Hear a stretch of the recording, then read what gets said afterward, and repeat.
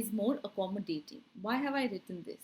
The reason why I have written this is because, like I told you, the king Ashoka made Buddhism common amongst the masses. So the more number of people came into accepting the theories or the teachings of Buddha, but they, as the number of people increased, they also brought in some of their own ways of understanding the school, right? So they had their own methods to it, their own practices to it.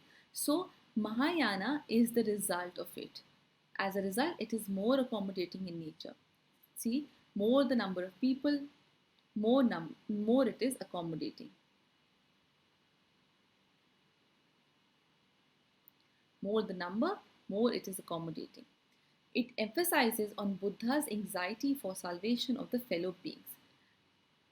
What is being said here is that under Mahayana, the school Mahayana thinks that Buddha was equally anxious that, you know, so basically, let's understand it from this way. I'll give you two interpretations of it. There is Buddha here and there is Buddha here. Okay, this is Hinayana that we've already discussed. This is Mahayana. So here under Hinayana, Buddha is that, okay, I have achieved whatever I wanted to do in life. I have achieved Nirvana and that's the end of it. Alright.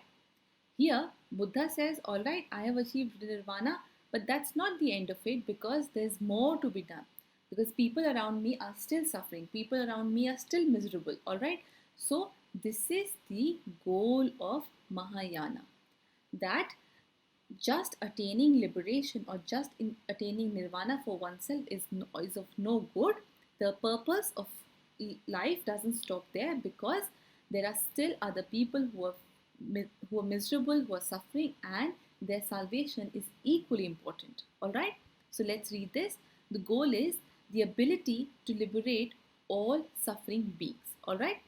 This is the goal. However, this is the goal for Hinayana. Then, like there was Arhat and there was Arhat and there was Nibbana under Hinayana, under Mahayana, the ideal is the Bodhisattva.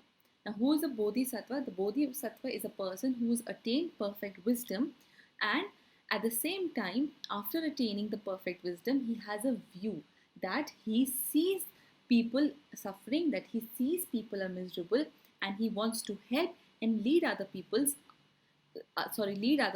or lead other beings out of their suffering and misery. All right. So his work just doesn't stop that he has attained nirvana. His work has more to it, that there are other people who are suffering, there are other people who are miserable, and they also need to be helped out. All right.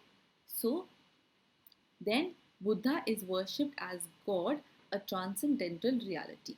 So basically, Mahayana accepts the authority that is called a transcendental reality, that is a higher authority. Alright, this higher authority is called Buddha.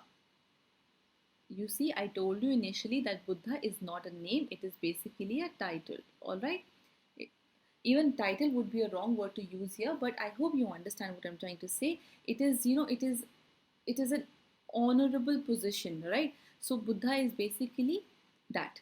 So Buddha is the name of the transcendental reality, and that Buddha manifests itself in very many forms whenever there is a need or whenever it sees people suffering. Alright, so this Buddha sees other people suffering. This Buddha sees that there's a need, that people need to be helped out. Alright, so he comes down to earth in very many forms, and that is called the concept of reincarnation.